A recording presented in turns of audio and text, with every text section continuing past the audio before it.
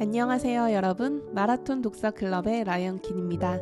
오늘도 하간미소 배움터에 오신 걸 환영합니다. 오늘 읽을 12장 값싸고 형편없는 식단에서는 우리가 매일 먹는 음식이 집중력과 뇌 건강에 미치는 영향에 대해 이야기합니다. 패스트푸드와 가공식품 그리고 첨가물이 든 음식들이 편리한 선택으로 자리 잡으면서 우리 몸과 뇌에 어떤 영향을 끼치고 있는지 작가는 이야기하는데요. 여러분도 혹시 식사를 한 뒤에 무기력해지거나 집중하기 어려웠던 경험이 있으신가요? 현대의 값싸고 쉽게 접할 수 있는 음식들을 단기적으로는 배를 채우지만 장기적으로는 우리의 뇌기능과 집중력에 큰 영향을 미칠 수 있다고 합니다. 오늘 이 장에서는 집중력을 유지하기 위해 우리가 어떤 식품을 선택해야 하는지 그리고 왜 우리의 식습관이 바뀌어야 하는지를 함께 고민해 보겠습니다. 그럼 차 한 잔과 함께 편안하게 들어주세요. 12장 시작하겠습니다. 12장 값싸고 형편없는 식단, 허리둘레, 심장, 그리고 집중력을 파괴하는 음식들. 유년기와 10대 시절의 매해 여름 나는 런던 교회에 있는 집에서 내게는 화성의 고리만큼이나 생경해 보였던 곳으로 유배되었다. 아버지는 스위스 알프스 산맥에 있는 목조 농가주택에서 태어났다. 넌 농장으로 가야 해. 아버지가 소리쳤다. 거기서 남자가 되는 법을 배우게 될 거야. 그래서 1년에 6주씩 나는 매일 아침 수탉의 꽃기호 소리와 함께 아버지가 어린아이였을 때 형제 4명과 같이 쓴 자그마한 방에서 깊고 자욱한 혼란을 느끼며 잠에서 깨어났다. 내가 처음으로 혼자 스위스의 할머니 할아버지와 여름을 보낸 것은 9살 때였다. 나는 그때 두 분이 일평생 직접 재배한 음식, 직접 키워서 도축한 음식만 먹었다는 것을 알게 되었다. 집에 커다란 텃밭이 있어서 그곳에 과일과 채소를 심었고 고기로 먹을 동물을 길렀다. 그러나 두 분이 내 앞에 음식을 차려줄 때 나는 그 음식을 빤히 쳐다보며 이게 정말 먹을 수 있는 것인지조차 파악하지 못했다.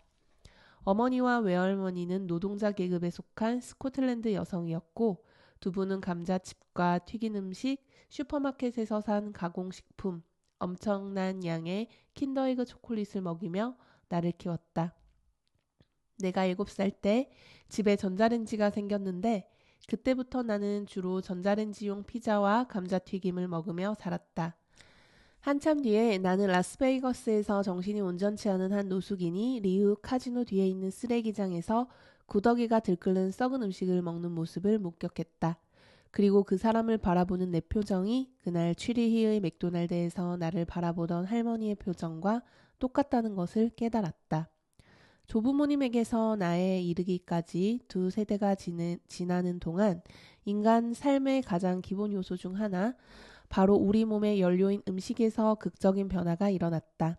내가 인터뷰한 전 세계의 전문가들은 이러한 변화가 허리둘레와 심장에 나쁘다는 사실은 모두가 알지만 또 다른 핵심 영양, 즉 음식의 변화가 우리 집중력의 상당 부분을 앗아가고 있다는 사실은 다들 등한시한다고 말했다. 뇌는 음식 섭취를 통해 만들어집니다.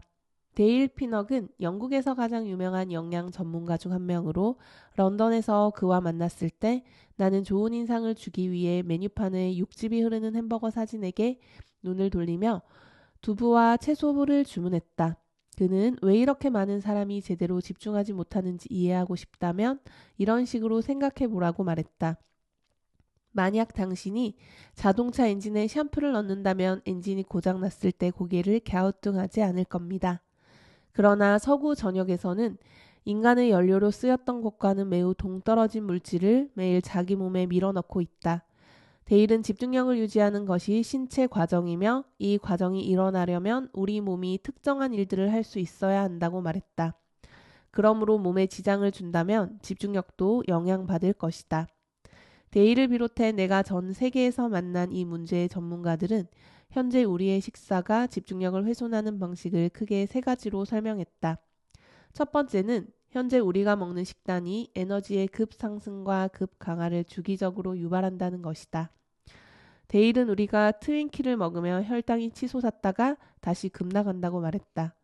그러면 실제로 우리의 신체가 집중하는 데 영향을 끼치는데 에너지가 급락하면 온전히 집중하는 데 필요한 것들을 제공할 수 없기 때문입니다. 그러나 오늘날 우리 대다수는 트윈키와 비슷한 음식을 먹으며 하루를 시작하면서도 그 사실을 깨닫지 못한다. 전형적인 패턴을 한번 보세요. 사람들은 아침에 시리얼 한 그릇이나 토스트 한 조각을 먹습니다. 보통은 콤프로스트와 흰 빵이죠. 이 음식들에는 섬유질이 매우 적어서 우리에게 에너지를 주는 포도당이 아주 빠른 속도로 방출됩니다. 그러면 혈당이 매우 빠르게 높아집니다. 좋은 일이죠. 약 20분 동안은요. 그러다 혈당은 다시 급락하고 그때가 되면 우리는 완전히 나가 떨어지며 머릿속이 뿌옇게 된다. 이런 일이 발생하면 책상에 앉아도 생각을 하기가 어렵다. 이런 급강하를 경험하는 아이는 학교에 앉아 있어도 선생님의 말에 귀 기울일 수 없다.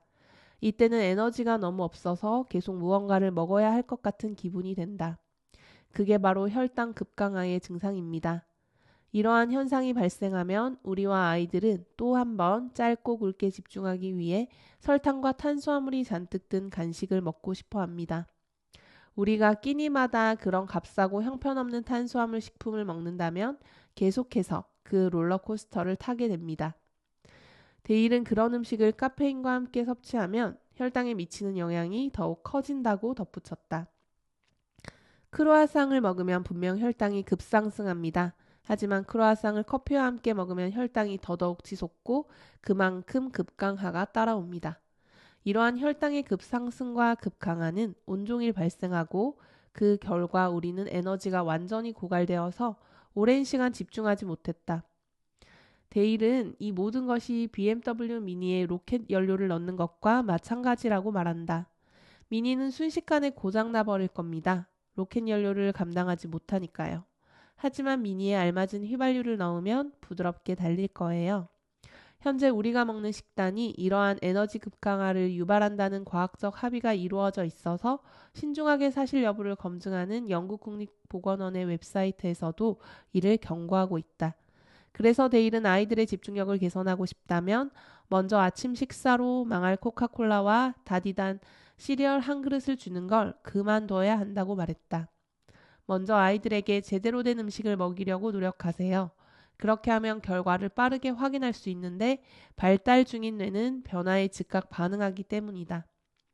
우리의 식단이 집중력에 영향을 미치는 두 번째 방식은 현재 우리 대다수가 먹는 음식에 뇌가 제대로 발달하고 기능하는 데 필요한 영양분이 없다는 것이다. 인류 역사에서 인간은 대체로 나의 조부모처럼 식사를 했다. 즉 인간은 신선한 음식을 먹었고 그 음식이 어디서 나온 것인지 알았다. 훌륭한 음식 전문 작가이자 데일에게 크나큰 영향을 미친 마이크 폴라는 조부모와 나 사이의 두 세대가 지나는 동안 식품의 질이 심각하게 떨어졌다고 설명했다. 20세기 중반의 신선식품은 미리 조리된 가공식품으로 급속히 대체되었고 이 가공식품은 슈퍼마켓에서 구매해 데워 먹을 수 있도록 제조되었다. 이러한 음식은 전과는 다른 방식으로 생산해야 했다. 슈퍼마켓의 진열대 위에서 상하지 않도록 각종 안정제와 방부제를 쏟아부었고 이러한 가공 절차에서 수많은 영양 성분이 사라진다는 사실이 드러났다. 우리가 이전에 먹던 것과는 근본적으로 다른 음식에 익숙해지는 동안 식품 산업은 점점 더 정교하게 우리의 원시적 쾌락 중추를 겨냥하기 시작했다. 그리고 자연에서는 절대로 있을 수 없는 양의 설탕과 트랜스지방, 전례 없는 여러 새로운 발명품을 음식에 쏟아부었다. 오늘날 미국과 영국에서 우리가 먹는 음식 대부분은 초가공 식품이다. 마이클 폴란이 지적했듯이 자연에 있는 것과는 너무 동떨어져서 원재료가 무엇인지조차 파악하기 힘든 식품이라는 뜻이다. 이러한 변화가 정확히 어떤 방식으로 우리의 집중력에 영향을 미치는가에는 다소 불확실한 면이 있지만 우리에게는 꽤 강력한 증거가 있다. 1970년대 이후 식단을 바꿨을 때 집중력에 무슨 일이 일어나는지 파악하고자 한 과학 실험이 여러 차례 실시되었다. 그중 한 사례를 소개하자면 2009년에 네덜란드의 과학자들로 구성된 연구팀이 집중력 문제를 겪고 있는 것으로 파악된 아이들 27명을 데려다 두 집단으로 나누었다. 그중 15명에게는 제거 식단이 주어졌는데 오늘날 우리 다수가 매일 섭취하는 쓰레기를 먹으면 안 되고 대신 나의 조부모가 음식이라 여겼을 법한 식품을 먹어야 한다는 뜻이었다. 나머지 12명은 평상시처럼 계속 서구식 식단을 먹었다. 연구팀은 수주간 아이들을 관찰하며 변화를 살폈다. 그 결과 방부제와 착색료를 제거한 식단을 먹은 아이들의 70% 이상이 집중력이 향상되었으며 평균 향상률은 놀랍게도 50%였다. 그러나 이 실험은 규모가 작았다. 그래서 연구팀은 후속 실험을 진행하기로 했다. 이번에는 아이들 100명을 데려다가 똑같은 실험을 하며 5주간 변화를 관찰했다. 이번에도 제거 식단을 고수한 아이들의 집중력이 크게 향상되었고 절반 이상이 극적인 개선을 경험했다. 이 실험을 진행한 과학자들은 주로 아이들이 일상 식단의 어떤 재료에 알레르기 반응을 보여서 집중하지 못하는 것이라는 개념을 조사한 것이었으며 실제로 그럴 가능성이 있다. 그러나 내 눈에 이 실험은 당시 내가 학습하고 있던 더 광범위한 사고방식에 부합하는 듯 보였다. 그 생각은 바로 우리 인간이 먹도록 진화한 종류의 음식을 섭취하면 우리의 뇌가 더 잘 기능한다는 것이다. 나는 뉴욕에서 영양정신의학의 선구자 중 한 명인 드루 램지와 만나 아침 식사를 했다. 영양정신의학은 식사 방식과 정신적 문제의 연관성을 밝히는 새로운 분야다. 드루는 누군가가 이러한 통찰을 믿지 못하면 집중력이 어디서 나온다고 생각하는지를 묻는다고 했다. 뇌는 음식 섭취를 통해 만들어집니다. 둘 사이에는 근본적인 연관성이 있죠. 그는 우리의 뇌가 다양한 주요 영양소를 섭취해야만 성장하고 잘 기능할 수 있다고 말했다. 상세히 연구된 예를 하나 들자면 오메가3가 부족한 식단을 먹으면 우리의 뇌는 온전히 기능하지 못할 것이다. 또한 이러한 식품을 보충제로 대체하는 것은 그리 좋지 않은데 우리의 몸은 캡슐보다는 진짜 식품을 통해 훨씬 효율적으로 영양소를 흡수하기 때문이다. 세 번째 이유는 앞의 두 가지와는 다르다. 현재 식단은 우리에게 필요한 영양소가 부족하기만 한 것이 아니라 뇌에 거의 마약처럼 작용하는 듯 보이는 화학물질을 많이 함유하고 있다. 예를 들어 2007년에 영국 사우스샘프턴의 과학자들로 구성된 연구팀이 3세이거나 8, 9세인 평범한 아이들 297명을 데려다 두 집단으로 나누었다. 한 집단은 우리 식단에 자주 등장하는 흔한 식품 첨가물이 들어간 음료를 받았고 다른 집단은 식품 첨가물이 없는 음료를 받았다. 그 뒤 연구팀은 아이들의 행동을 관찰했다. 식용색소를 마신 아이들은 과잉 행동을 보일 확률이 훨씬 더 높았다. 이에 대한 증거가 상당하고 결정적이었기에 이 발견의 여파로 많은 유럽 국가가 이 식용색소 사용을 금지했다. 그러나 미국의 규제기관은 금지 조치를 거부했고 이 식용색소들은 미국에서 가장 인기 있는 시리얼과 과자에 들어가 여전히 매일 섭취되고 있다. 나는 이 사실이 유럽과 미국의 ADHD 유병률 격차를 설명하는 데 도움이 될지 궁금했다. 데일은 이곳에서 실제로 무슨 일이 벌어지는지 이해하고 싶다면 전 세계에서 사람들이 신체적 정신적으로 우리보다 더 건강한 곳, ADHD와 치매의 진단율이 더 낮은 곳을 둘러봐야 한다고 말했다. 그렇게 하면 처음에는 당혹스러울 수 있는데 실제로 그들이 먹는 식단이 무척 다양하기 때문이다. 그중 일부는 생선을 많이 먹고 일부는 생선을 거의 먹지 않는다. 일부는 풀을 많이 먹고 일부는 풀을 잘 먹지 않는다. 일부는 탄수화물을 많이 섭취하고 일부는 아예 섭취하지 않는다. 마법의 식재료를 찾는다면 아마 성공하지 못할 것이다. 그러나 모두를 하나로 묶는 것이 한 가지 있다. 그들 모두가 우리를 아프게 만드는 쓰레기를 애초에 먹지 않습니다. 정제 탄수화물과 가공식품, 질라진 기름을 먹지 않죠. 그들 모두가 자연식품 위주로 먹습니다. 그게 바로 열쇠예요. 그게 마법의 해결책이에요. 자연식품으로 본래부터 음식이었던 음식으로 돌아가는 거요. 데일은 우리의 조부모가 음식으로 인식했을 음식만 먹어야 하며 슈퍼마켓의 가장자리에서만 쇼핑해야 한다는 마이클 폴란의 말을 인용했다. 즉 우리는 입구에 진열된 과일과 채소, 끝에 진열된 육류와 생선만 구매해야 한다. 마이클 폴란은 슈퍼마켓의 가운데에 진열된 것들은 사실상 전혀 음식이 아니라고 경고했다. 그러나 우리는 아이들에게 건강한 음식을 널리 알리는 대신 최악의 음식을 들이민다. 보스턴의 또 다른 영양 정신의학가인 우마네비 나이두는 내게 몇 년 전 미국에서 학교 급식을 위한 기금이 삭감되고 학교에 식품 기업이 들어와 자판기를 설치했다고 말했다. 오늘날 명백한 연관성은 학생들이 가공식품인 초콜릿바와 쿠키를 먹으면 분명히 집중력 문제 증가로 이어지리라는 것이다. 이를 비롯한 수많은 이유로 내가 포틀랜드에서 인터뷰한 ADHD 전문가 조엘닉 교수는 이렇게 말한다. 거대한 변화가 일어나고 있다. 여러분의 자녀가 ADHD가 음식과 관련이 있을지도 모른다고 생각한다면 이제 과학도 당신의 의견에 동의한다. 내가 만난 사람들이 전부 좋았다. 하지만 그들과 대화를 나누면서 한편으로 불편함을 느꼈다. 그들이 집중력 킬러라고 설명한 음식에 나의 수많은 감정이 엮여 있었다. 나는 건강하지 않은 음식에서 위로를 찾게끔 키워졌다. 기분이 울적하면 그런 음식들을 애타게 찾는다. 이러한 식단이 내게 어떤 영향을 미쳤을지 생각해 보다가 프로빈스타운에서 보낸 시간을 되돌아보기 시작했다. 그곳에는 패스트푸드 체인점이 없다. 맥도날드도 없고 KFC도 없다. 심지어 버거킹도 없다. 스피리터스 피자라는 이름의 피자집만 하나 있을 뿐이다. 그래서 3달간 나는 건강하고 신선한 음식만 먹었다. 스위스에서 보낸 수차례의 긴 여름을 제외하면 삶의 그 어느 때보다 2달하고 30일이나 더 긴 시간이었다. 내가 프로빈스타운에서 그토록 잘 집중할 수 있었던데 음식도 영향을 미쳤을지 궁금했다. 이 모든 것을 조사하는 동안 마지막으로 스위스 할머니를 만났던 때가 계속 떠올랐다. 할머니는 80대 중반이셨고 우리는 함께 산을 올랐다. 할머니는 나보다 걸음이 빨랐고 나를 데리고 커다란 텃밭으로 가서 작물을 돌봤다.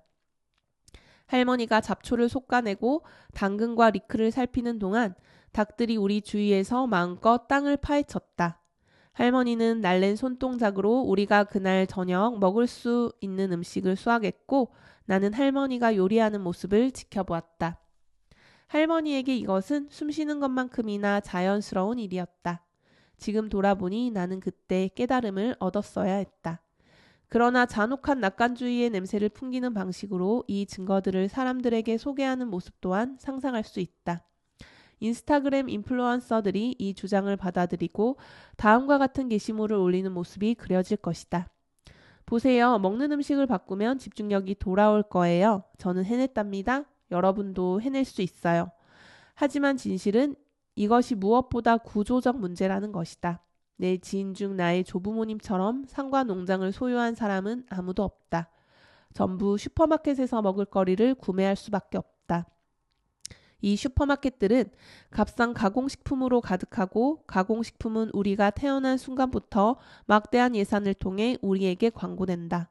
이 문제를 해결하려면 우리 각자가 개인적으로 어느 정도 변화해야 하지만 그보다는 배후에 더 거대한 세력과 맞설 필요가 있다. 오늘날 우리가 핸드폰을 내려놓으려 할 때마다 화면 너머에서 엔지니어 1000명이 우리가 다시 핸드폰을 집어들게 만들려고 최선을 다하듯이 우리가 가공식품을 포기하려 할 때마다 전문 마케터로 이루어진 팀이 우리가 다짐을 깨고 다시 돌아오게 만들려고 최선을 다한다. 이들은 우리가 의식하기 훨씬 전부터 사람들이 건강하지 않은 음식에 긍정적이 되도록 작업해왔다. 이들은 나의 뇌 건강이 아니라 자신들의 수익에 도움이 되도록 나를 프로그래밍했으며 이렇게 된 사람은 나뿐만이 아니다. 이 시스템이 다음 세대의 입맛을 왜곡하고 그들의 집중력을 앗아가지 못하도록 반드시 시스템의 작동을 멈춰야 한다.